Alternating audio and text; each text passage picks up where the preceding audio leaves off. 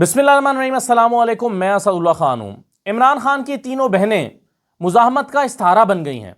Aleema Khan, Naureen Niazi, doctor उज़मा, तीनों जिस अंदाज में मुज़ाहमत कर रही हैं, पाकिस्तान की तारीख़ में इसकी कोई मिसाल नहीं मिलती।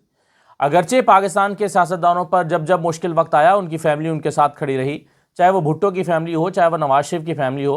लेकिन ये मिसाल आपको कभी नहीं मिलेगी कि रात के 2 बजे तक सख्त सर्दी का मुकाबला करते हुए आप हर मंगल को मुलाकात के दिन पहुंचें, सारा दिन वहां पर बैठें, सारी रात बैठें, 2 बजे तक इंतज़ार करें कि आपको ज़बरदस्ती उठाकर या तो गाड़ियों में फेंक दिया जाएगा, या आपके ऊपर पानी फेंक दिया जाएगा, आपको धकेल दिया जाएगा, आपको मारा पीटा जाएगा। इसके बावजूद आप खड़े रहें और अपने हक को हासिल करने के लिए जद्दोजहद करते रहें। अगरचे मैं कह रहा हूं कि माजी में भी हुआ है, सियासतदानों की फैमिली उनके साथ खड़ी हुई है, लेकिन ये अपनी नौयत की वाहिद मिसाल है। इस तरह की मिसाल आपको नहीं मिलती होगी कि इस अंदाज में खड़ी हों।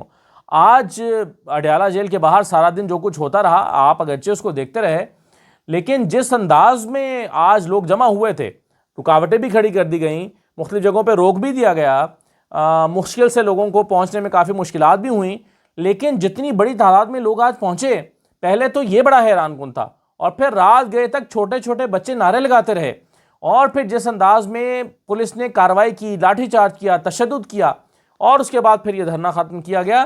तो ये कहानी पूरी जद्दोजहद बयान कर रही है। मैं इब्तदाई 3-4 मिनट में आपको 2-3 छोटे छोटे क्लिप दिखा देता हूँ, फिर मैं दूसरे मौजू पर आता हूँ।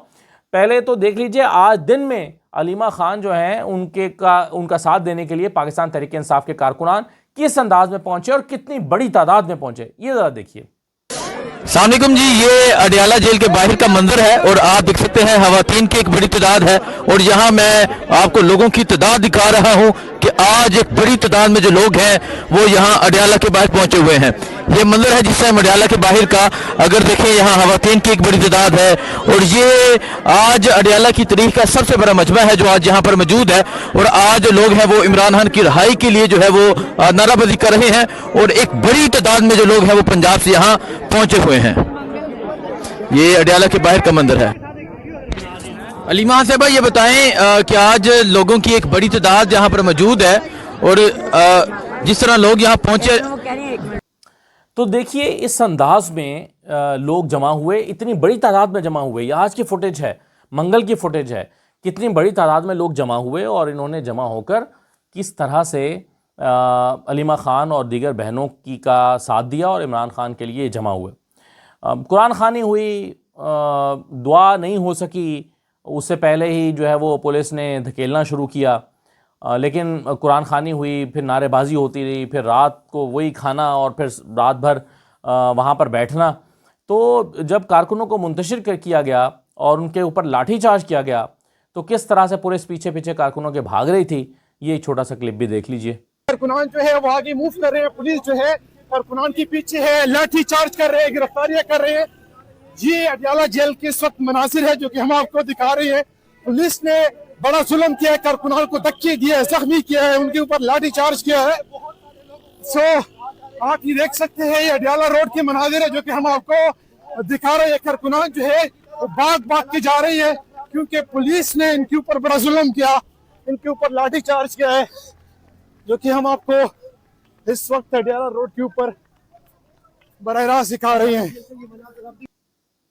मार खाने के बाद बेचारे कारकुनान अपनी मीडिया को दुहाई देते रहे, अपनी बिपता सुनाते रहे, अपनी रुदात सुनाते रहे, और बताते रहे कि देखो ये मुझे मारा है, ये चोट लगी है। खवातीन भी थी, इसमें मर्द भी थे, लड़के भी थे, खवातीन भी थीं, उनको भी मारपीट हुई। और एक नौजवान ने अपनी कहानी सुनाई, ज़रा ये भी देखें। चेक कर सकते हैं इस वक्त वहाँ पे मुझे लाठी चार्ज किया, उन्होंने दिखा दिया, डंडू के साथ वहाँ से भगाया हमको वहाँ से। अच्छा, हम रीमा आपा के साथ खड़े थे, आई थिंक वहाँ पे रीमा आपा ने गिरफ्तारी दे दी, हमको डंडू के साथ उन्होंने मार के भगाने की कोशिश की है। ये आप चेक कर सकते हैं, ये आप चेक कर सकते हैं। पुलिस की जानिब से पुलिस ने जो है वहाँ पे लाठी चार्ज किया, उनको धक्के दिए, उनको काफी जख्मी किया, आप देख सकते। हैरानकुन बात यह है कि ये सब होने के बाद भी, यानी लाठीचार्ज हुआ, कारकुनान मुंतशिर हो गए, अलीमा खान और दीगर बहनें जो हैं वो फिर भी वहाँ पर दोबारा जमा हुई, बैठी, फिर से महफिल जमी, फिर से बच्चों ने नारे लगाए, फिर से लोग आए। हालांकि देखें, मैं शायद अपने बच्चे को लेकर यहाँ आऊँगा तो ऐसी सूरत में मैं डर जाऊँगा कि कहीं मेरे बच्चे को चोट ना लग जाए, कहीं कोई लाठी मेरे बच्चे को ना लग जाए, और वहाँ से निकल जाऊँगा। लेकिन हैरानकुन तौर पर लोग जो हैं वो अपने बच्चों को लेकर वहाँ पर बैठे रहते हैं रात गए तक और नारे लगाते रहते हैं। फिर दोबारा महफिल जमी और फिर नारे लगाए गए, मैं नहीं मानता, मैं नहीं मानता गाया गया। तो ये जो मनाजिर थे ये भी काबिल दीदान देखें ज़रा।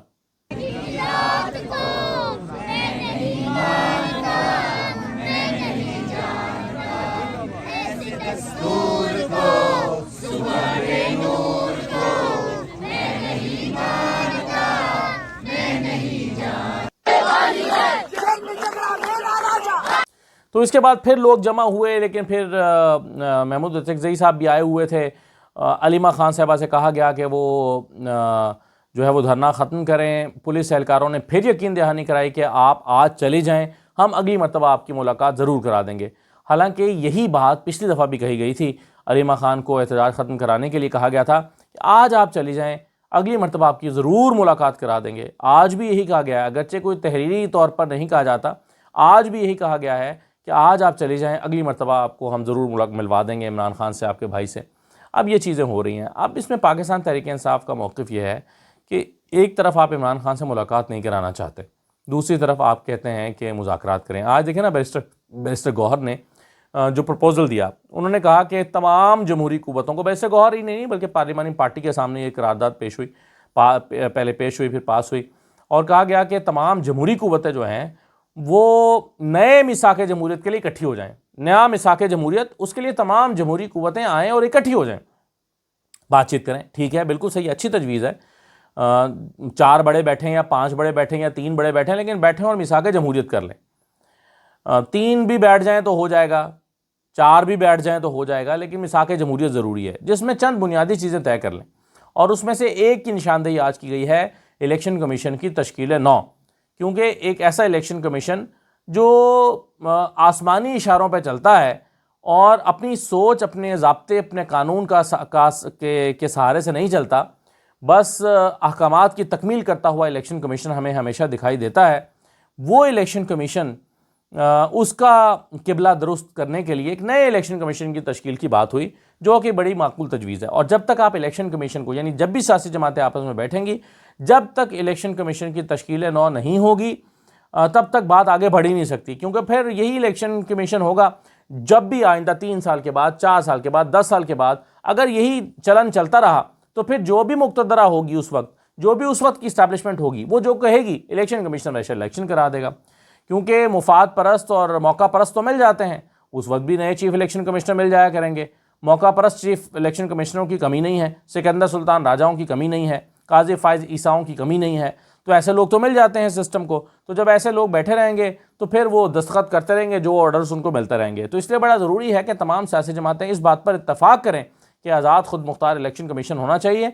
और अगर इलेक्शन कमीशन के लिए इस्टेब्लिशमेंट की तरफ से किसी एक जमात की फेवर में कोई बयान आएगा या टेल्ड होगा, तो वो जमात उसको कबूल नहीं करेगी। तमाम सियासी जमातें इस पर इत्तफाक करें कि हम अपने बलबूते पर, अपनी क़ुव्वत सियासी पर हम जो है वो इलेक्शन लड़ेंगे, सियासी क़ुव्वत पर, और हम किसी का सहारा नहीं लेंगे। ये बातें अगर तय होती हैं तो नया मिसाक हो सकता है, और नया मिसाक होता है तो बात आगे बढ़ सकती है। और उसमें फिर नून लीग का वो खौफ भी ख़त्म हो जाएगा जो नहीं इमरान खान से है कि इमरान खान आएगा तो उठाकर शायद हमें जेलों में डाल देगा। एक नया मिसाक होगा, उसमें बात होगी कि कोई सियासी जमात दूसरी से बदला नहीं लेगी, कोई सियासी जमात दूसरे को पॉलिटिकली विक्टिमाइज़ नहीं करेगी।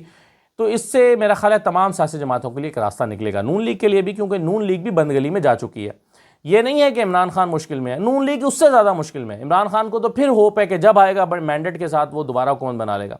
नून लीग की तो कुल जो उम्मीद है वो फॉर्म 47 है कि उन्हें फॉर्म 47 से ही जो है वो आसरा मिलेगा और हुकूमत मिलेगी। अवाम में तो उनकी जड़ें ख़त्म हो गई हैं फ़िलहाल। तो इस वक्त तो अगर इलेक्शन होता है, अगला इलेक्शन साल बाद हो, 6 महीने बाद हो, नून लीग को बहुत भयानक नताइज का सामना करना पड़ेगा। तो ये जो देख रहे हैं हम कि ऐसी सूरत में, लेकिन फिर भी बहरहाल उम्मीद की जा सकती है कि ये जो तमाशा लगा हुआ है, इस तमाशे का ख़ात्मा होगा।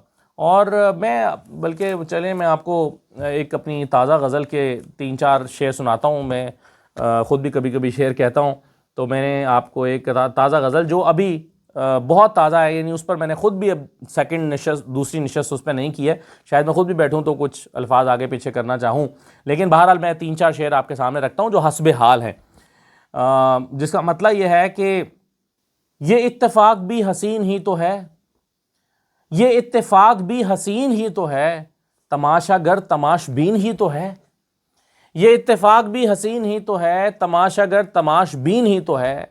और जिस उम्मीद की मैं बात कर रहा था कि ख्याल ने जन्म दिया उम्मीद को, ख्याल ने जन्म दिया उम्मीद को, उम्मीद है तो फिर यकीन ही तो है, ख्याल ने जन्म दिया उम्मीद को, उम्मीद है तो फिर यकीन ही तो है। यकीन होना चाहिए कि चीज़ें ठीक हो जाएंगी। जो दिल रुबा मकीन चले गए तो अब, जो दिल रुबा मकीन चले गए तो अब, ये सरजमीन एक ज़मीन ही तो है। ज़ाहिर है जब आपके चाहने वाले आपके दरमियान मौजूद ना हों तो आप सोचते तो हैं ना कि ये क्या हो रहा है, क्यों हो रहा है, कैसे हो रहा है। और बेकार दिल से धड़कनें चली गईं, बेकार दिल से धड़कनें चली गईं, ये नामुराद एक मशीन ही तो है। और तू मेरे दिल में बैठ कर करेगा क्या, तू मेरे दिल में बैठ कर करेगा क्या, तेरा मकान ये आस्तीन ही तो है। तो आस्तीन के सांप हमारे यहाँ बहुत हमारे दाएं बाएं फिरते रहते हैं। तो बहरहाल ये चंद ताज़ा शेर मैंने अपने आप के गोश गुजार कर दिए। एक और मौजू पर बात करके फिर बात को ख़त्म करते हैं।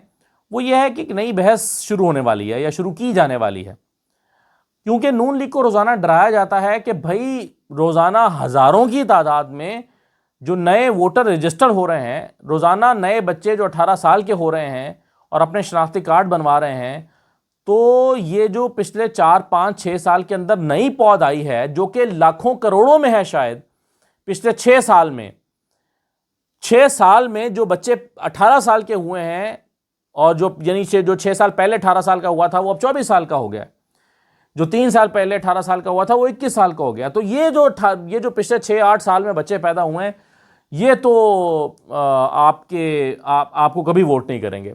नून लीग को ये डराया जा रहा है, इसीलिए उनके जहन में ये तजवीज़ आ रही है कि जो वोटिंग का राइट है वो 18 साल के बच्चे से ले लिया जाए और वापस 25 या 26 साल के बच्चे को कर दिया जाए।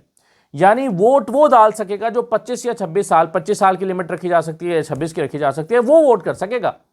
यानी पिछले 6 साल में रजिस्टर होने वाले वोटर्स को नज़रअंदाज कर दिया जाए या काट दिया जाए, क्योंकि वो इमरान खान का वोटर है। तो चूंकि वो इमरान खान का वोटर है और उसकी वजह से करोड़ों लोग इमरान खान के ऐड हो गए हैं, तो जो वोट की डालने की मुद्दत है उसको बढ़ाकर, यानी जो उम्र की हद है उसको बढ़ाकर 18 की बजाय 25 या 26 कर दिया जाए। और उसके लिए आपको दलाइल दिए जाएंगे। कहा जाएगा कि देखिए परवेज़ मुशर्रफ ने आकर ये 2002 में 26 साल से कम करके 18 साल किया था, वरना तो ये 26 साल ही हुआ करता था, तो इसलिए हम तो वही कर रहे हैं।